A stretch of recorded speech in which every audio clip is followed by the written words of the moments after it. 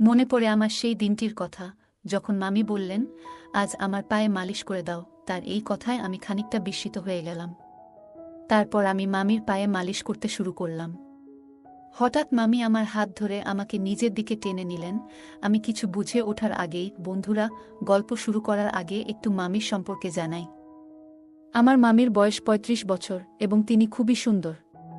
তার সৌন্দর্যে সবাই মুগ্ধ হয়ে যেত। আমি তার বাড়িতে কাজ করতাম এবং তিনি প্রতিদিন আমার কাছে পায়ের মালিশ করাতেন। আমি চুপচাপ মাথা নিচু করে মালিশ করে যেতাম। একদিন যখন আমি মামির বাড়িতে গেলাম, তখন আমি দরজা নক করতে লাগলাম। অল্প সময়ের মধ্যে একটি মিষ্টি আওয়াজ শুনতে পেলাম, ১ মিনিট আসছি। দরজা খোলার পরে যখন আমি মামিকে দেখলাম, মনে হলো যেন স্বর্গ থেকে কেউ নেমে এসেছে। তার রূপ, উজ্জ্বল ত্বক এবং চকচকে চোখ ছিল অসাধারণ। আমি তাকে দেখে কিছুক্ষণ অবাক হয়ে রইলাম। একদিন পত্রিকা বিলি করতে করতে একটা নতুন বাড়িতে ঢুকলাম। ভিতরে ঢোকার আগে একটু নার্ভাস লাগছিল, কিন্তু দরজা খুলতেই এক মহিলা হাসি মুখে বললেন, ভিতরে আসো, একটু চা খেয়ে যাও। আমার জীবনে আগে কোনো ক্রেতা এভাবে আমন্ত্রণ জানায়নি। সেই মহিলা বেশ ভালো মনের মানুষ মনে হলো। আমি তার সাথে বসে চা খেয়ে বেশ কিছুক্ষণ গল্প করলাম। এরপর তাড়াতাড়ি পত্রিকা বিলি শেষ করে বাড়ি ফিরে গেলাম। একদিন বাড়িতে ছোট্ট একটা ঝগড়া হলো, আর কোনো কারণ ছাড়াই আমাকে বাড়ি থেকে বের করে দেওয়া হলো। মন খারাপ করে কলেজের দিকে হাঁটছিলাম, তখনই ভাগ্যক্রমে সেই মহিলার সাথে দেখা হয়ে গেল। তিনি তার গাড়ি নিয়ে কলেজের দিকে যাচ্ছিলেন। আমাকে দেখতে পেয়ে তিনি গাড়ি থামালেন। সেই মহিলার সাথে আমার আগের কিছু দিন থেকেই পরিচয় ছিল, কারণ তার বাড়িতে আমি পত্রিকা পৌঁছে দিতাম। সেদিন তিনি আমাকে তার গাড়িতে তুললেন এবং এক ক্যাফেতে নিয়ে গেলেন। ক্যাফেতে বসে কথা বলার সময় আমার ফোনে এক বন্ধুর কল এলো। ফোনটি আমার সেই বন্ধুর, যার বাড়িতে আগের রাতে আমি থাকার জন্য গিয়েছিলাম। সে রেগে গিয়ে বলল, তোর জন্য বাবা আমার উপর রাগ করেছেন, তাই আর আমার বাড়িতে আসিস না। বন্ধুর এই কথা শুনে খুব খারাপ লাগলো। আমার মন তখন ভেঙে পড়েছিল। ভাবছিলাম দিনটা যেভাবেই হোক কাটিয়ে দিতে পারবো, কিন্তু রাতে থাকার জন্য তো একটা জায়গা চাই। আমার চিন্তিত মুখ দেখে ওই মহিলা, যাকে আমি মামি বলে ডাকতাম, তিনি জিজ্ঞেস করলেন, কি হয়েছে? তোমার মন এত খারাপ কেন? কোনো সমস্যা হয়েছে কি? তার কথাগুলো শুনে মনে হলো আমি আমার কষ্টগুলো শেয়ার করতে পারি। তাই সব কথা তাকে খুলে বললাম। তিনি আমার কথা শুনে মৃদু হেসে বললেন, জানো, আমি অনেক দিন ধরেই একটা সাহায্যকারী খুঁজছিলাম। আমার বাড়িটা বড়, আর আমি একা সবকিছু সামলাতে পারি না। তুমি যদি চাও তাহলে এখানে থেকে আমার কাজে সাহায্য করতে পারো। কিছুদিন আগে বাড়ির পুরনো কর্মচারী গ্রামে চলে গিয়েছিল এবং সে আর ফিরে আসতে চাইছিল না। মামি বললেন, আমার এত বড় বাড়ি একা সামলানো সম্ভব নয়। তুমি যদি চাও এখানে থাকতে পারো। থাকার জায়গা, খাবার আর মাসে ১৫,০০০ টাকা সম্মানীয় পাবে। তার কথা শুনে আমি অবাক না হয়ে পারলাম না, কারণ তিনি আমার সব প্রশ্নের উত্তর একসঙ্গে দিয়ে দিলেন। সেই দিন থেকেই আমি তার বাড়িতে কাজ করা শুরু করলাম। থাকার ও খাওয়ার চিন্তা থেকে মুক্তি পাওয়ার পাশাপাশি বাড়ির সমস্ত কাজের দায়িত্ব নিজের কাঁধে নিলাম। এমনকি যে কাজগুলো জানতাম না, সেগুলোও তিনি ধীরে ধীরে আমাকে শিখিয়ে দিলেন। একদিন দুপুরে আমি নিজের ঘরে বসে বিশ্রাম নিচ্ছিলাম, তখন তিনি আমাকে ডাকলেন। বললেন, আমার পায়ে ব্যথা হয়েছে, একটু তেল মালিশ করে দাও। বাড়ির অন্য কাজের পাশাপাশি এমন কিছু করতে হবে তা ভাবিনি। তবে তিনি যা বলতেন তা না করার কোনো উপায় ছিল না। প্রায় ১ মাস ধরে তার বাড়িতে কাজ করছিলাম। এই সময়ে কেউ তার স্বামী বা পরিবারের অন্য কোনো সদস্যকে দেখেনি। একদিন কথায় কথায় জানতে চাইলাম, আপনি এত বড় বাড়িতে একা থাকেন কেন? উত্তরে তিনি বললেন, আমার স্বামী বিদেশে থাকেন, খুব কম সময় এখানে থাকেন, তবে প্রতি মাসে খরচের জন্য টাকা পাঠান। মামি দেখতে বেশ আকর্ষণীয় ছিলেন, তার বয়স আনুমানিক ৩৫ হবে। যখন তার পায়ে মালিশ করছিলাম, হঠাৎ তিনি আমার হাত ধরলেন। তারপর হালকা হেসে বললেন, তুমি জানো, যখন থেকে তোমার সঙ্গে আমার পরিচয় হয়েছে, তখন থেকেই তোমাকে আমার নিজের একজনের মতো মনে হয়। গত কয়েকদিন ধরে আমি লক্ষ্য করছিলাম মামি আমার প্রতি কিছুটা আলাদা আচরণ করছেন। একদিন তিনি হালকা হাসি দিয়ে বললেন, তোমার সাথে সময় কাটাতে আমার খুব ভালো লাগে। মনে হয় তুমি আমার পরিবারের কেউ। আমি কিছু বললাম না, শুধু চুপচাপ মাথা নেড়ে সম্মতি জানালাম। সেদিন রাতে তার সঙ্গে ডিনার শেষ করে নিজের ঘরে চলে এলাম। গভীর রাতে আচমকা দরজা খোলার শব্দে ঘুম ভেঙে গেল। ভাবলাম হয়তো কোনো চোর ঢুকেছে। বাইরে গিয়ে দেখি একজন অদ্ভুত পোশাক পরা লোক দাঁড়িয়ে আছে, আর মামি তার সাথে কথা বলছেন। লোকটি চলে গেলে আমি জিজ্ঞেস করলাম, কে ছিলেন উনি? মামি হাসি দিয়ে বললেন, ও আমার দূরের এক আত্মীয়। মাঝে মাঝেই আসে টাকা চাইতে। আজও তাই এসেছিল। কথাটা শুনে কিছু না বলে আমি ঘরে চলে যাচ্ছিলাম। তখনই তিনি বললেন, তুমি তো জেগেই আছো, তাই একটা কাজ করে দাও। আমার পায়ে একটু তেল মালিশ করে দাও। কারণ আমার পা আজ কেন জানি না অনেক ব্যথা করছে, তাই আমার ঘুম আছে না। আমি কোনো আপত্তি করলাম না, কারণ তার দয়ায় আমি এতদিন মাথা গোজার ঠাঁই পেয়েছিলাম। ধীরে ধীরে তার কথামতো পায়ে তেল মালিশ করতে লাগলাম। তবে কাজের সময় তিনি কিছুটা অস্বস্তিকর আচরণ করতে শুরু করলেন। আমি নিজের আবেগ নিয়ন্ত্রণ করলাম। কারণ চাকরি হারানোর ভয় ছিল, সেই রাতটি আমার জন্য খুব কঠিন ছিল। পরের দিনও তিনি কাজে সাহায্য করতে বলা আমি কলেজে যেতে পারলাম না। একদিন দুপুরে আমি নিজের ঘরে বসে বিভিন্ন বিষয় ভাবছিলাম। তখন হঠাৎ মামি আমার ঘরে এলেন, তার হাতে একটা বড় বক্স খুলে তিনি একটা ট্যাবলেট ফোন বের করে বললেন, তোমার পড়াশোনার জন্য এটা এনেছি। মাঝে মাঝে তুমি কলেজে যেতে পারো না, তাই ঘরে বসেই পড়ার কাজ করতে পারবে। তিনি আমাকে ট্যাব ব্যবহারের উপায় বোঝাতে লাগলেন। কিছুক্ষণ পর তিনি ট্যাবে বিভিন্ন ছবি দেখতে শুরু করলেন। ছবি দেখানোর সময় তিনি মজার কিছু ছবি দেখালেন। আমি খুব একটা কিছু ভাবিনি, কারণ এগুলো সাধারণ কথোপকথন মনে হচ্ছিল। তারপর হঠাৎ তিনি বললেন, এই পোশাকগুলো কেমন লাগে? আমি এগুলো কিনেছি, আমার উপর কেমন মানাবে বলে মনে হয়? আমি মৃদু হেসে বললাম, আপনি নিশ্চয়ই দারুণ দেখাবেন। তিনি খুশি হয়ে বললেন, তাহলে একটু পরেই পরি। কিছুক্ষণ পর তিনি ঘর থেকে বেরিয়ে এলেন নতুন পোশাক পরে। তিনি আমাকে জিজ্ঞেস করলেন, কেমন লাগছে? আমি হালকা হাসি দিয়ে বললাম, খুব সুন্দর লাগছে।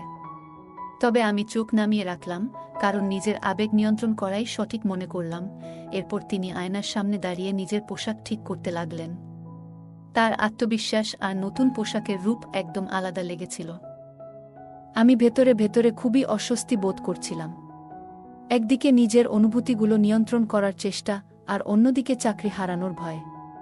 বাড়ি থেকে বের করে দেওয়ার পর এখানেই আমার থাকার সব ব্যবস্থা হয়েছে, তাই এখানে থাকাটাই ছিল আমার জন্য গুরুত্বপূর্ণ। হঠাৎ করে মামি আমাকে জিজ্ঞেস করলেন, তোমার কাছে আমি কেমন লাগছি? আমি কিছুটা নার্ভাস হয়ে বললাম, আপনি খুবই সুন্দর লাগছেন। এই রূপ আপনার স্বামীকে দেখানো উচিত। দেখবেন তিনি বিদেশ থেকে দৌড়ে চলে আসবেন। তিনি আমার কথায় মৃদু হেসে বসলেন, তবে একটু পর মুখ গোমড়া করে বিছানায় বসে পড়লেন। কিছুক্ষণ পর তিনি বললেন, আমার স্বামীকে ভিডিও কলে এই সাজ দেখালেও কোনো লাভ নেই। তার কাছে তার কাজই সব। আমি শান্তভাবে বললাম, আপনি খুবই আকর্ষণীয় একজন মানুষ। তবে আপনার স্বামী হয়তো কাজ নিয়ে বেশি ব্যস্ত। তিনি মৃদু হাসি দিয়ে বললেন, আমার বয়স এখন ৩৫। তবুও তিনি কখনো পরিবার নিয়ে ভাবেননি। আমি এখন একাই জীবনযাপনে অভ্যস্ত, তবে মাঝে মাঝে মনে হয় জীবনে একজন সঙ্গীর প্রয়োজন, যে আমাকে ভালোবাসা এবং আনন্দ দিতে পারবে। তার কথাগুলো শোনার পর আমি আর কোনো কথা বললাম না। মনে হলো তিনি তার মনের কষ্টগুলো ভাগ করে নিচ্ছেন। মামি মৃদু কণ্ঠে বললেন, যদি আমার স্বামী আমাকে সত্যিই বুঝতেন, তবে আজ এই দিন দেখতে হতো না। আমি কারো সমর্থনের জন্য এভাবে অপেক্ষা করতাম না। তার চোখে জল এসে গেল। এরপর বললেন, তোমাকে দেখে আমার বিশ্বাস হয় তুমি কখনো আমাকে হতাশ করবে না। আমি বুঝতে পারছিলাম তিনি হয়তো ধীরে ধীরে নিজের একাকিত্বের কথা শেয়ার করছেন। তিনি সামনের চেয়ারে আধো পোশাকে বসে রইলেন। আমি অস্বস্তি বোধ করছিলাম এবং নিজেকে সামলাতে সেই ঘর থেকে বেরিয়ে এলাম। বুঝতে পারছিলাম সেখানে থাকলে নিজের উপর নিয়ন্ত্রণ রাখা কঠিন হয়ে যাবে। রাতে রান্নাঘরে যখন আমি রাতের খাবার প্রস্তুত করছিলাম, তখন হঠাৎ তিনি রান্নাঘরে এলেন। আমি গরম দুধ আগে থেকেই তৈরি করে রেখেছিলাম। তিনি দুধের পাত্রটি তুলে নিচে রাখছিলেন, কিন্তু অসাবধানতাবশত সেই গরম দুধ আমার পায়ের উপর পড়ে গেল। পা জ্বলে যাওয়ায় আমি যন্ত্রণায় চিৎকার করতে লাগলাম। মামি দ্রুত আমাকে তার ঘরে নিয়ে গেলেন এবং কুলিং ক্রিম দিয়ে আমার পায়ে মালিশ করতে শুরু করলেন। আমি ততক্ষণে সাধারণ প্যান্ট পরা অবস্থায় তার সামনে শুয়েছিলাম, কিন্তু আমার সমস্ত মনোযোগ ছিল পায়ের ব্যথার উপর। পায়ের ব্যথায় অনেক কষ্ট পাচ্ছিলাম। তিনি অনুশোচনায় ভেঙে পড়ে বললেন, তোমার এমন কষ্টের জন্য আমিই দায়ী। আমি আসলেই ভুল করেছি, নিজেকে ক্ষমা করতে পারছি না।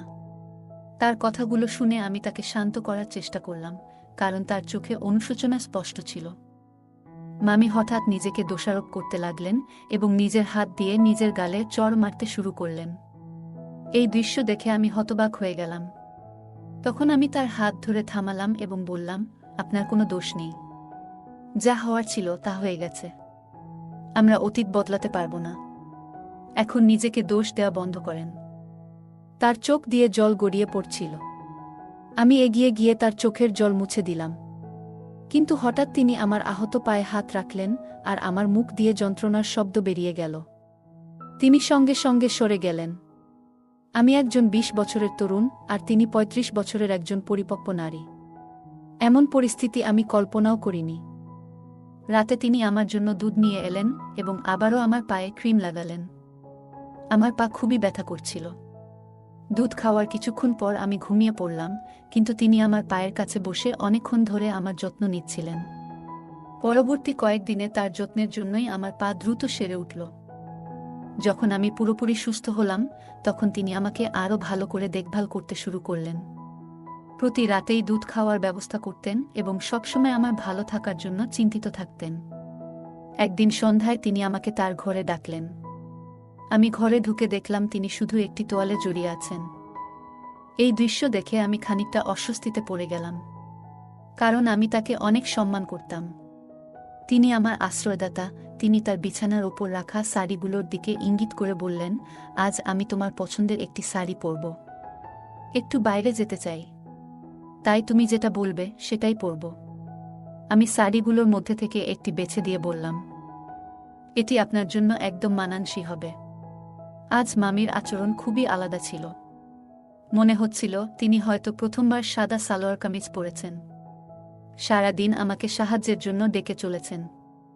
আমি তার সাজগোজে সাহায্য করছিলাম আর তাকে আরও সুন্দর লাগানোর জন্য তিনি আমার পরামর্শ নিচ্ছিলেন। যখন তিনি সেজে উঠলেন, তখন আমাকে জিজ্ঞাসা করলেন, কেমন লাগছে আমাকে? আমি বললাম, আপনাকে সবসময় সুন্দর লাগে, আজও অসাধারণ দেখাচ্ছে। এই কথা শুনে তিনি আনন্দে আমাকে জড়িয়ে ধরলেন। তারপর তিনি তার ফোন বের করে আমাদের দুজনের কয়েকটি ছবি তুলে নিলেন।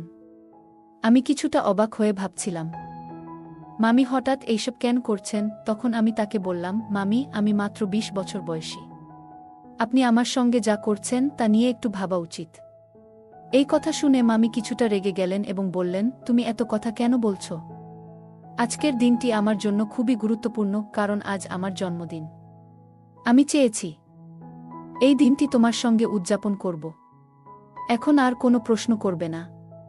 এরপর তিনি আমাকে তার ঘরে নিয়ে গেলেন। ঘরে গিয়ে তিনি মিউজিক চালালেন এবং আমাকে তার সঙ্গে নাচতে বললেন। নাচের সময় হঠাৎ আমার পা ফসকে গেল এবং আমি মেঝেতে পড়ে গেলাম। আমার হাতেও ব্যথা পেলাম। তিনি আমাকে তৎক্ষণাৎ বিছানায় শুইয়ে দিয়ে আমার হাতে মালিশ শুরু করলেন। কিন্তু মালিশ করতে করতে তার আচরণ কিছুটা অদ্ভুত হতে লাগল। আমি পরিস্থিতি বুঝে নীরব থাকলাম এবং তার সাহায্য নিতে থাকলাম। কিছুক্ষণ পর আমি চোখ বন্ধ করলাম, কিন্তু ঘুম আসছিল না।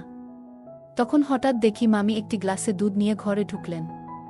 তিনি গ্লাসটি নিজের হাতে ধরে আমাকে খাওয়ালেন। রাতে মামি আমার পায়ের ব্যান্ডেজ খুলে দেখলেন।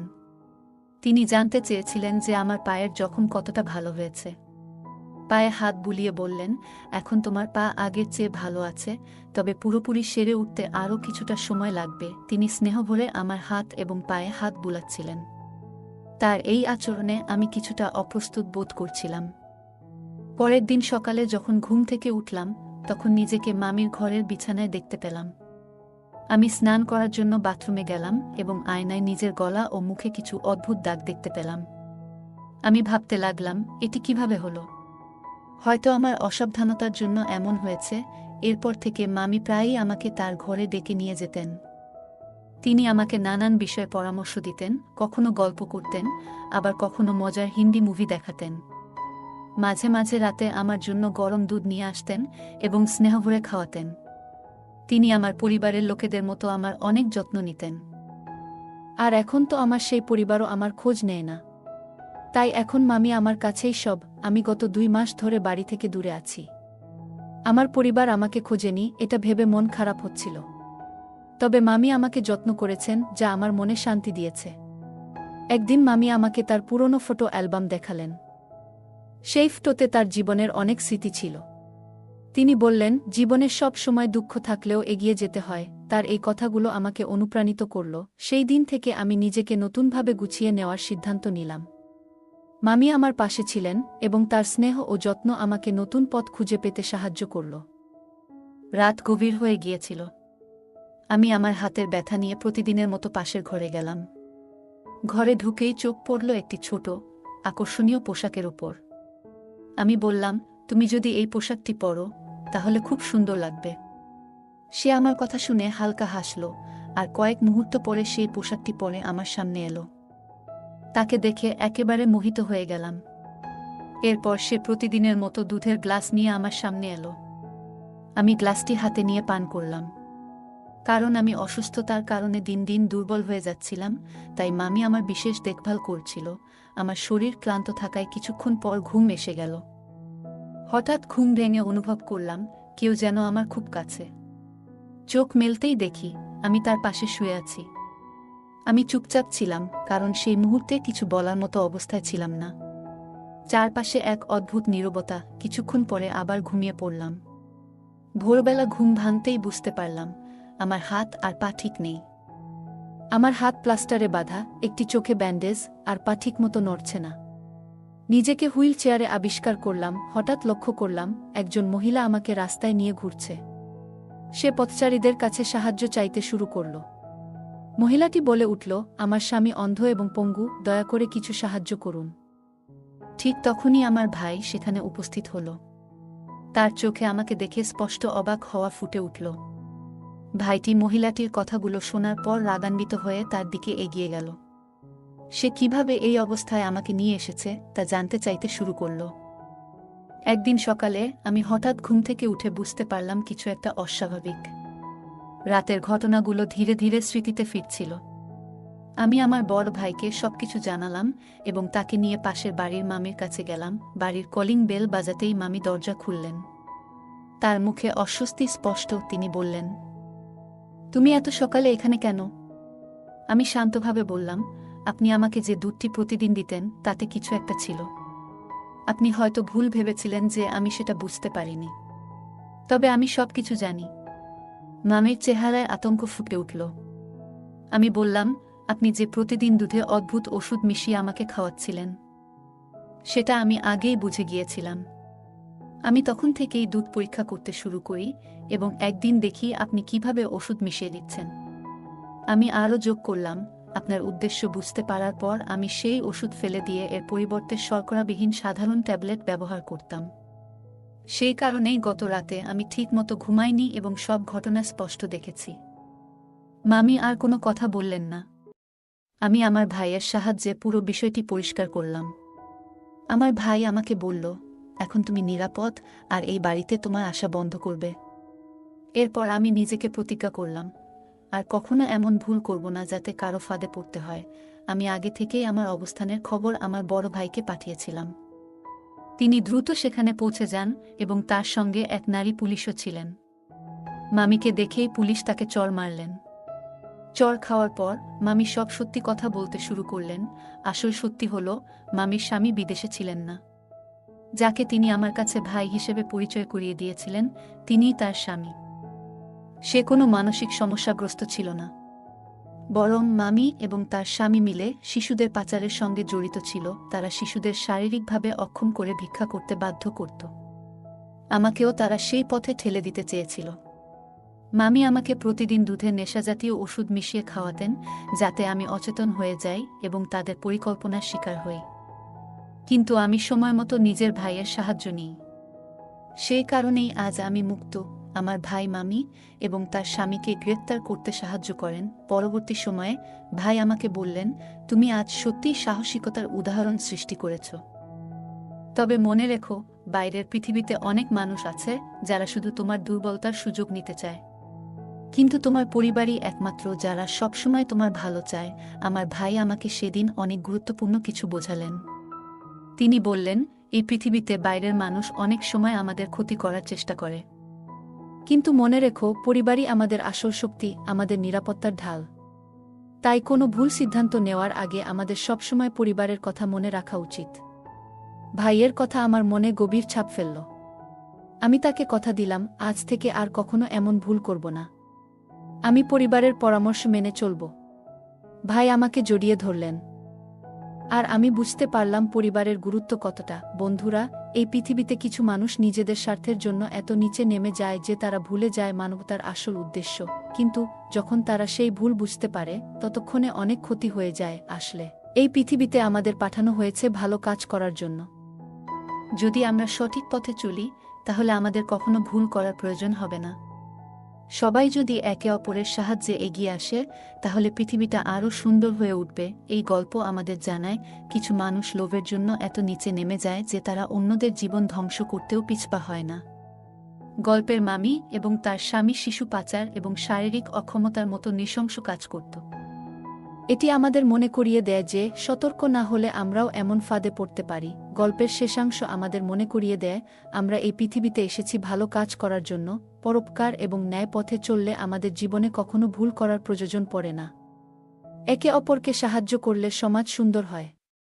তাই মানবিক মূল্যবোধ বজায় রাখা প্রয়োজন। গল্পের প্রধান চরিত্র নিজের ভুলগুলো থেকে শিক্ষা নিয়েছে। সে প্রতিজ্ঞা করেছে যে ভবিষ্যতে পরিবারের পরামর্শ ছাড়া এমন কোনো সিদ্ধান্ত নেবে না যা বিপদ ডেকে আনতে পারে। এটি দেখায় যে প্রতিটি ভুল আমাদের জীবনে একটি বড় শিক্ষা দেয়। এই শিক্ষা গ্রহণ করে ভবিষ্যতে আরও সতর্ক হওয়া উচিত। এই গল্পটি আমাদের জীবনে সতর্ক থাকার গুরুত্ব, পরিবারের প্রতি আস্থা, সাহসিকতার মূল্য এবং ন্যায়ের পথে চলার প্রেরণা দেয়া। এটি আমাদের জানায় যে আমরা যতই কঠিন পরিস্থিতির মধ্যে থাকি, বুদ্ধি, ধৈর্য এবং সঠিক পরিকল্পনার মাধ্যমে তা অতিক্রম করা সম্ভব। পাশাপাশি মানবিক গুণাবলী চর্চা করে এবং অন্যায়ের বিরুদ্ধে রুখে দাঁড়িয়ে সমাজে ইতিবাচক পরিবর্তন আনা যায়। গল্পটা কেমন লাগলো জানাতে ভুলবে না। আরও মজার মজার রোমান্টিক গল্প শুনতে চাইলে ভিডিওটি লাইক, শেয়ার এবং চ্যানেলটি সাবস্ক্রাইব করতে এবং বেল আইকনটি ক্লিক করতে ভুলবে না। ধন্যবাদ।